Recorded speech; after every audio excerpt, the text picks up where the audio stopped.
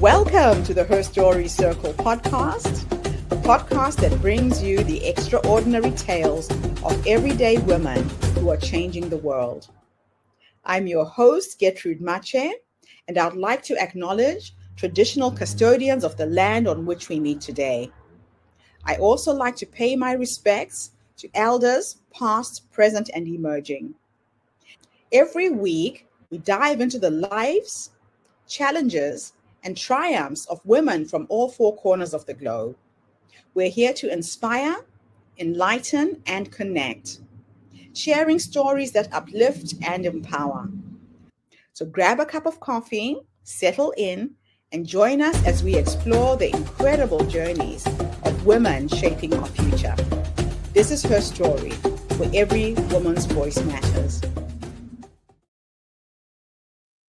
Hello, everybody, and welcome back to the Her Story Circle. This is Gertrude Mache here in beautiful Melbourne, Australia. And today I am graced with the presence of yet another fascinating woman. Welcome, welcome, welcome to our tribe. Please tell everybody your full name, where you're based, and share your story with us today.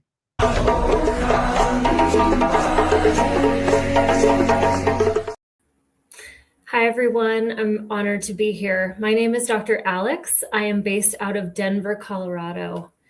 The day I realized being resilient and optimistic wasn't about staying positive was the day one of my clients was murdered.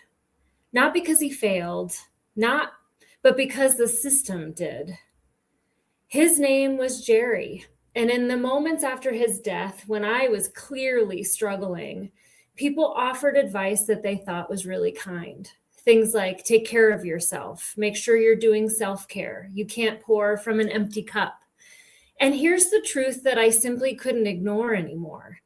If self-care were enough, people who care deeply wouldn't be burning out at record rates.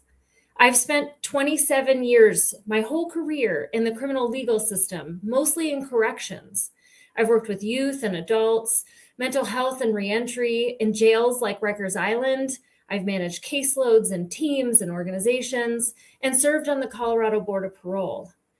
I then founded the Alliance for Community and Justice Innovation with some brilliant colleagues to bring the science of implementation, strategy, and leadership to human-serving spaces. And most of my time now is spent as an organizational coach and working with teams on organizational culture. But when I met Jerry, I was only 26 years old. We were about the same age, even the same height, but we couldn't have been more different. Jerry was covered in tattoos, even on his face, which 15 years ago was a sign of being tough and often of living a gang-involved life. Soon after I met him, he proudly showed me his scars from being shot with a shotgun, another one from being shot in the face, both from gang altercations. Jerry came from a long line of gang-involved family and friends. It was really all he knew. And he planned to return home after he finished the program where we met, a 6-month placement for people who were struggling to be on supervision, on parole in the community. The first 30 days of that program were spent in-house, in the program he couldn't leave, with me, 40 hours a week, working on education, employment, and life skills. And Jerry wanted nothing to do with it. He had dropped out of school in the 6th grade. His test scores were really low. He'd never held a traditional job. His resume consisted of mostly my creative descriptions of skills gained from basically being up to no good. He was planning to go home and get right back into the mix. But then something shifted. Towards the end of that first month, some peers offered to help him find a job, and he got hired on his first day out of the program.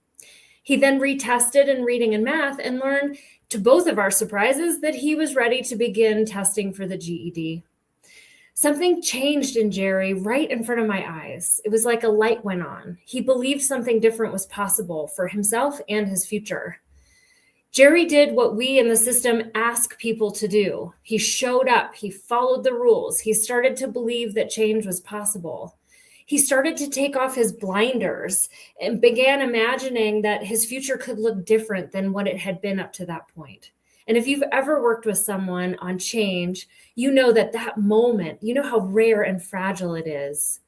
Jerry trusted the system enough in that moment to stay engaged with it, and that trust cost him his life. As Jerry neared the end of our program, he came to me and asked for help. Could he stay in the area? Could he keep his job? Could he find a place to live, build a whole new life? Or did he really have to go back home to all of the old people, places, and things who got him in the program to begin with? I believed he had earned a chance to stay, so I said, hey, let's try it. He went to his parole officer, then the supervisor, the director. We fought. We shared everything he'd accomplished, passing all of his GED tests, saving money, earning promotion at work, finding housing willing to accept him. Everybody gave us the same answer: no. Jerry had to go home. If he could hold it together and be good for 6 months, he could apply to transfer back. We both knew how hard that would be. And right in front of my eyes, I watched him start putting his emotional armor back on. It was slow at first, and then it entirely covered him. And 10 days after Jerry left the program, he was murdered in a gang altercation. I was devastated. I still am. Angry, heartbroken. My beliefs about what were possible for the people and systems I was working with and in changed in an instant. I lost hope and I got stuck. I started asking myself, what is the point of this work if someone can do everything we ask them to do and still be sent back into harm's way? People were kind. They said, take care of yourself, take time to grieve, but then get back to work. But after Jerry died, I didn't need a bubble bath or a massage or a nap or a hike. I needed a way to metabolize grief without becoming numb, bitter, or detached. What people were really asking me to do was to soothe myself enough to be able to keep functioning inside of a system that wasn't working. And in that moment, I was burning out, and no amount of self-care was going to save me and pull me out of that space. We've been taught to start with coping when things get hard, sleep more, breathe more, take a day off, without ever asking about what we're being asked to carry. You can't self-care your way through moral injuries or misalignments. You can't self-care your way out of broken systems. Self-care matters, but it was never meant to really come first. Care without alignment becomes another demand, another thing to squeeze into an already maxed out life. And if you're anything like me, you felt the pressure of trying to do the self-care thing and then felt exhausted and even more stressed out trying to make it happen. Now, don't get me wrong, self-care is super important. Joy, rest, hobbies, these should be foundational. But if you've ever done all the right self-care things and felt no better, maybe even worse, because everything got piled up while you were gone, then what you're missing isn't the discipline of self-care. It's a sturdier lens, something that helps us stay human before we try to heal. And I call that resilient optimism. And it follows a simple arc: acknowledge adversity, reclaim your attention, and choose a wider lens. ARC isn't about coping harder. It's about intentionally building a mindset that creates a buffer so self-care can do the job it was meant to do when we need it. So let's start with A, acknowledging adversity. Self-care that skips truth is denial. Jerry's death wasn't necessarily a lesson. It wasn't redemptive. It wasn't meant to happen. It was simply unjust. Acknowledging adversity is an act of care because pretending that things aren't hard or they're not that bad forces our nervous systems to carry a lie. Life includes injustice, fear, disappointment, and loss. Acknowledging that reality doesn't make us pessimistic. It makes us steadier. So then there's R, reclaim your attention. Burnout isn't just exhaustion. It's what happens when your attention is constantly being hijacked by urgency and fear, impossibility, hardships. Self-care without attention stewardship is like refilling a bucket that has holes in it. Your attention is your primary currency. It's your most precious resource. So what you focus on grows, and where you place your attention shapes not only how you feel today, but what becomes possible tomorrow. And that brings us to C, choose a wider lens.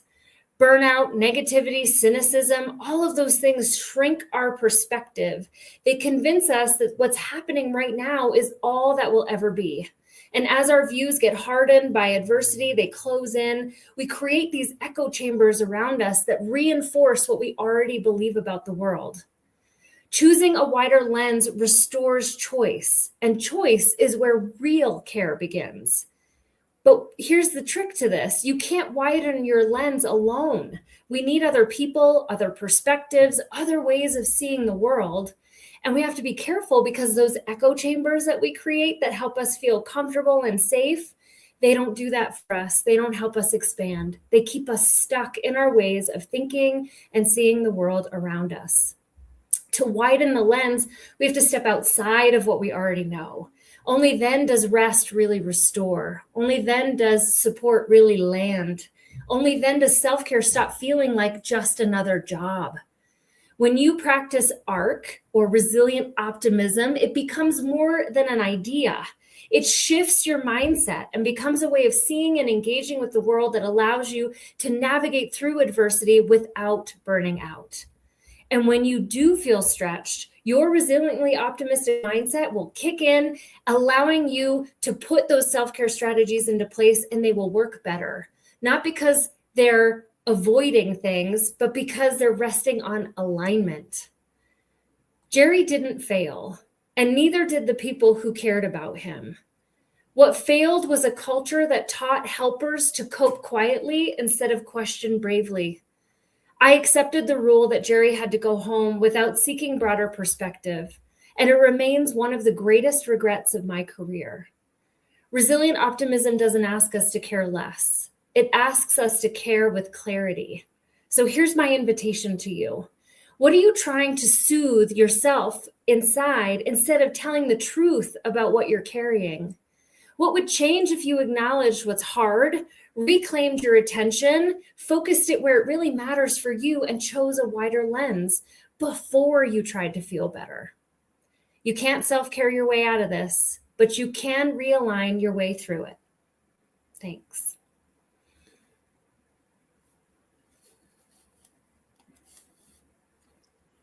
What an incredible story and journey you've been on to get to this point, Dr. Alex. It is just amazing what you've been able to do from a very sad story. And now you're empowering others with the tools and the ways to cope. Now, you said that burnout isn't a personal failure, but a signal. When did you first realize that the problem wasn't you, but the system around you? I think my experience with Jerry really made that clear. I maybe had some thoughts beforehand, but what happened with Jerry was that I started to hyper focus and look for all the examples of how what we were doing around us wasn't really working. And what could have happened in that moment, because of how our brains are designed in some of our default settings, is I could have just said, well, it is what it is, and I give up. And instead, as I've been working to cultivate a resiliently optimistic mindset and using the practices in my life, I was able to see all of these examples as opportunities to fight stronger, to fight harder for change, and to really realize that we are parts of the system. And so in order to make change, we all have to change what we're doing, how we're showing up, and what we're focused on to make it happen. That is so true. Now, for women listening who work in high caring, high pressure roles, what emotional costs are rarely acknowledged out loud? There are so many, especially for women. The data is really clear that the emotional tax that we carry as caregivers in our home lives, within our friendships and relationships, and then, of course, at work, can really be taxing on us and can take a toll on our ability to care for ourselves, which, of course, is going to impact how we care for others.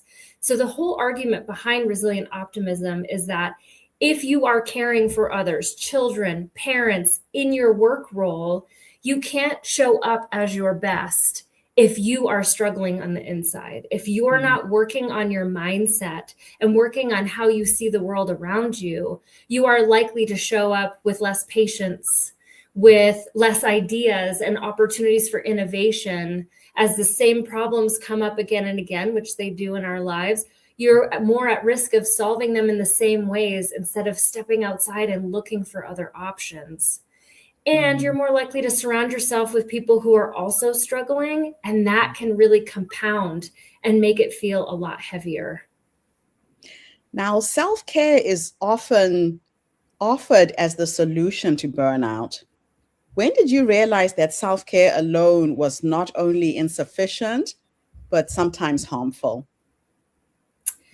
So I think I realized that the strongest after I had children, because I think those messages became more frequent. You have to take care of yourself. So I would try to go for a hike or rearrange things so that I could have an hour to myself to take a bath or do something. And I would leave feeling more stressed that there were all these things that I had to do. And that was all I was thinking about while I was hiking or while I was taking a bath. And so I came to the idea at that time of like, so self-care isn't helping me. I shouldn't do that anymore, which wasn't true. I think it's really the order that we're doing it in. We self-care first, and we're not working on our internal. We are trying to help ourselves from the outside in with self-care. And when we work on our mindset, we're doing it from the inside out. Yeah. The other thing to keep in mind that you said that's so important is that sometimes our self-care strategies aren't helping us.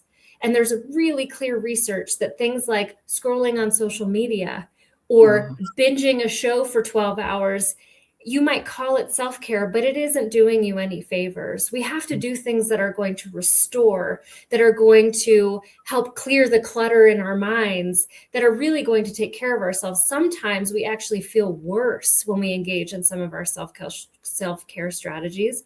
You know, I like a glass of wine, but that's not necessarily self-care. It is not going to help me to be stressed out and want to take care of myself and pick up a glass of wine. What's much more helpful is for me to do one of the practices around really acknowledging the hardships that are causing my stress, trying to reclaim my attention and put it where I have some agency, and then widen my lens. I like that last one. Now, you introduced the idea of moral injury when we first talked rather than exhaustion. Can you explain what moral injury feels like, especially for women who care deeply? Yeah. A moral injury is clearly not physical, right? It is something that's happening internally. But some of the symptoms is that we can feel a lot of guilt and shame on ourselves, where we feel like we could have done more, we should have done more. I certainly felt that way with Jerry. We can also blame ourselves for not knowing. So one of the things that I carry with me is this idea that hindsight isn't always very kind, that it's not really fair to judge ourselves in the moment about a situation days or weeks later when we have new and different information. We did the best that we could at the time with the information that we had. And that's particularly true, I think, with moral injuries, that we can really start ruminating about all the different ways that we didn't do what we should have, or we could have done more, or we could have done different. And really, when you are working on your mindset so that when you do self-care, it's really restorative, then you're able to show up as your best. Part of the challenge is many of us know we're not able to show up as our best because we're exhausted, frustrated, defeated, fearful. And so those things get in the way. So we kind of double down on feeling bad because something bad happens and we don't feel like we were at our best. And then we get hindsight information and we are not very kind to ourselves. And being kind to ourselves is not an easy thing, unfortunately. No. I remember reading a book that said we say things and do things to ourselves that we would never do to our best friend. So being very aware of that, I think, is good to bring to women's attention. Now, what did Jerry's transformation teach you about hope? And what did the systems response teach you about power? And great questions. So I think what meeting Jerry taught me about hope, that it reinforced for me that you never know when people might be ready to do something different or wanting to do something different. And that moment can be fragile. It's a scary moment for people. If you think about Jerry, he was thinking about kind of distancing himself from his family and his friends and his life to do something different that made him an other among his group. And so what it taught me was that there's so many chances. I don't believe in second chances. I believe in chances, and that chances bring choice, and people are able to make choice when you're able to break down their blinders. So part of all of our problems is that we only see a small slice of life. And until you see what else could be possible, this is all you believe is possible for you and everyone else. And so part of the magic of what happened with Jerry is he didn't believe anything else was possible. He certainly didn't feel like he wanted it. And then he started to see what could be possible. He surprised himself. And all of a sudden, this whole other world opened up for him. And so I think in many cases, we can make quick judgments. It would have been easy for me to say when he said, I don't want anything to do with you. It would have been fine for me to say, okay, then you just sit over there and do your thing. But instead, it was like, nope, let's try. Nope, let's meet some people. Let's explore. And it might not have gone anywhere, but for Jerry, it did. And so it really reinforced in me that you never know what interaction you're going to have that could spark something in someone else, widen their perspective, and give them a piece of hope that life could be a little different. And that's exciting in my mind. In terms of the you just didn't give up on him. I love that. No. And I don't think we can give up on anyone. I think part of having hope is that it doesn't die. It's a lot like faith, where you never know when it's going to spark, and you never know what that spark could really do for someone. Again, though, if you're not showing up as your best, it's really hard to be able to give in that way to other people. Yeah, it has to come from you first, and then it emanates to anyone else. Definitely. Now, you talk about putting emotional armor back on.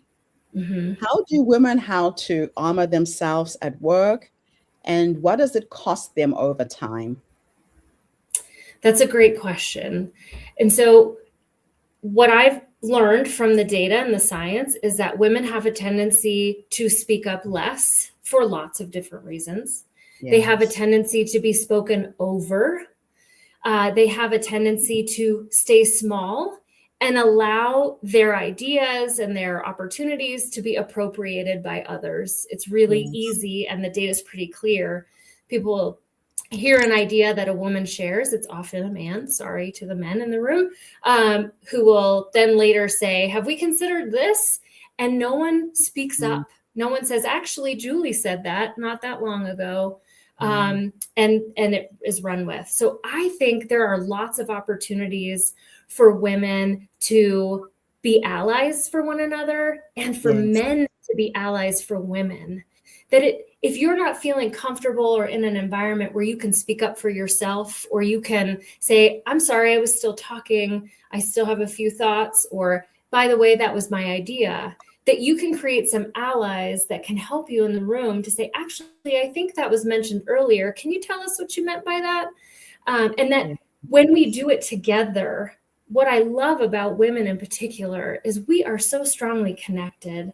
And that connection sometimes gets difficult. We sometimes compete with one another, and especially in male-dominated fields, there is a message that you can't connect with women. You have to be more like men if you want to get anywhere. I'd like to untangle that message, because I think it's really untrue that we are better connected and being allies for one another. And it's free, and it's easy, simple, small things that you can do that help elevate each other's voices, elevate what people are bringing to the table. Because over time, as you are dismissed or talked over, your ideas are taken, we just get smaller and smaller and smaller. And in many ways, much like my experience with Jerry, we kind of give up. We burn out a little bit, because what's the point if someone else is just going to run with it? That is so true. Now, you developed the art of resistant optimism. What does it mean to acknowledge adversity without becoming cynical or defeated?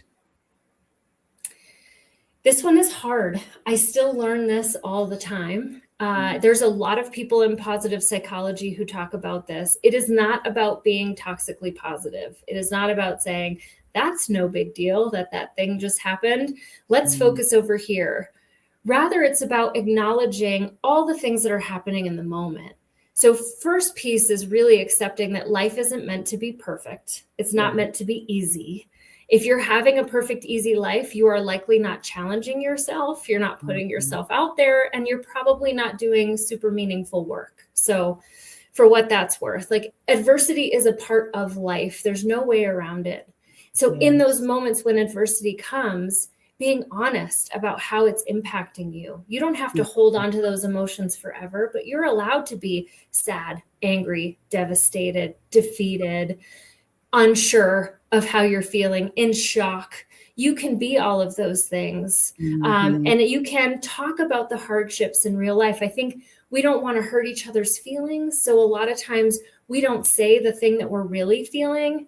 And all of that stuff, as we stuff it down, just gets stuck and gets in the way of our ability to move through it. So I believe that acknowledging adversity is, when it happens, talking about it honestly, saying the things that are real, not discounting or hiding or trying to shade different pieces of it, but saying, this is what I believe happened, or this was my experience in what happened, and understanding that other people are going to have other experiences. What we've learned from eyewitness testimonies, you can have 10 people witness the same situation. They'll have 10 different versions of it. So part of acknowledging adversity is really appreciating and understanding that someone else might have experienced it very differently, and that's okay. That should be allowed.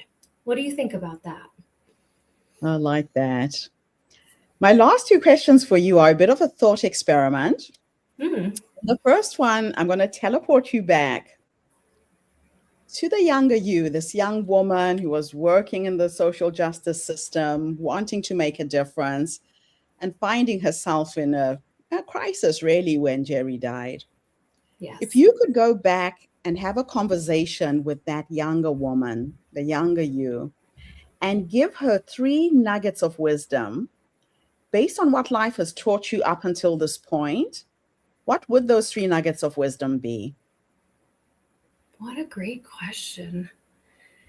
So the first one that comes to mind is, I think I would very empathetically, hopefully she could acknowledge all the pieces of that adversity and all the ways that she was feeling. And then I would remind her that Jerry's life can have meaning in his story, and sharing it with other people, and making sure that I show up just as well with the next Jerry and the next Jerry as I did with him. So I would want to say, this is awful.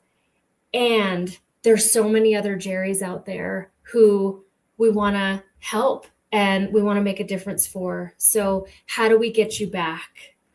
I would also tell her that her mindset is more powerful than any certification, skill, training, anything that she could do in her whole life. Working on her mindset would be the thing that would help her navigate all of life's ups and downs, and do it in a way where she was showing up aligned with her values and as her best self in every moment. Not that I get it perfectly, but that really comes from the inside, and it starts with our mindset and what we think about the world and what we think about those around us. So I think that would be my second piece. And I think the third piece, this might be a little off topic, but I think it would really be, don't take yourself so seriously. Laugh a little, try to have some fun. You're going to have to do all these things anyway, and it's going to be hard sometimes and easy sometimes. How can you bring some levity to this situation and not overly stress yourself out by taking everything so seriously? And that would be tied to build your community. There is no one person who has enough competence, charisma, of time, effort, energy to solve these problems on their own. You need an army of champions who can help you. So get connected fast, and make it fun, because it's your whole life. I love that. I like the last one. A lot of times we try and fight these battles on our own. Yet as women, when we collaborate, when we come together, when we work in community, that is really where our superpower lies, because women have got that ability to work with one another. We sure do. Next question, I'm teleporting you into the future this time. And we are going to go and meet the 90-year-old you. And she's sitting in her rocking chair, surrounded by her children, her grandchildren, her dogs, her cats, whoever's with you at the end. If you could teleport into the future to meet this wise woman who has led you up until this point, what will you say to her when you finally meet her?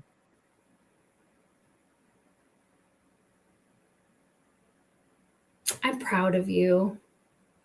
I'm proud of you for creating a community and helping to build and shape a community of women who want to do great, amazing things and change the world. I'm proud of you for trying your best to live in alignment with your values. I'm proud of you for being, for not letting the world crush you, because you can't help anyone when you're crushed. So I'm proud that you stuck to it to the very end, whenever that might be. And now go play with your grandbabies, because it's the thing I'm the most excited about in my whole life. I love it. And I can tell you, having those grandbabies is a blessing. I have a little 4-year-old guy who is the love of my life. I live to see him every week and play with him and run with him. So that is a beautiful vision to hold on to, Alex. Thank you so much for this interview. Now, is there anything else I should have asked you and I didn't? I think I would love to leave the women of your community with one small additional nugget. And you said it earlier, and it was so well said. It starts with you. The world can feel overwhelming around us. There's so many pieces and parts of this, whatever it is that your work is, or whatever situation you're in, there's so much of it that's outside of your control. And we don't need huge, wide, sweeping changes to make change. Small, incremental, consistent changes over time make a huge difference. So all we have to do is think about, what's the smallest thing that I could do to take a step in this direction? What's the one person I could connect with who could widen my perspective? Or the one way that I could refocus my attention on something that would help me get a little bit further instead of keeping me stuck? And it starts with us. And as long as we get started, the world is our oyster, and we can make all the changes that we want to see. That is absolutely beautiful, and a beautiful way to end our 2026 with positivity, with tools, with ideas that can help propel us forward. So thank you so much, Dr. Alex, for coming online and sharing your knowledge and your wisdom with us today. Thank you for having me. It was an honor. And thank you to everybody who tuned in. The Her Story Circle is not just a podcast. We're a social impact movement that brings you the stories and voices of women from all over the world. We share these stories to uplift you, to empower you, to energize you, but most importantly, to take you from where you are now to where you're trying to go. So if you are a woman who's experiencing burnout, you know you're on the edge of collapsing with all of the responsibilities that you take on, stop. Take care of yourself first. Put that oxygen tank on you. Mm-hmm. Or if you know a woman who is on the brink of collapse, please share this podcast. Tag your friends on social media. Share it with your family and friends. And let's get this message out to as many women as possible. I'll be back again tomorrow, everybody, with yet another amazing guest.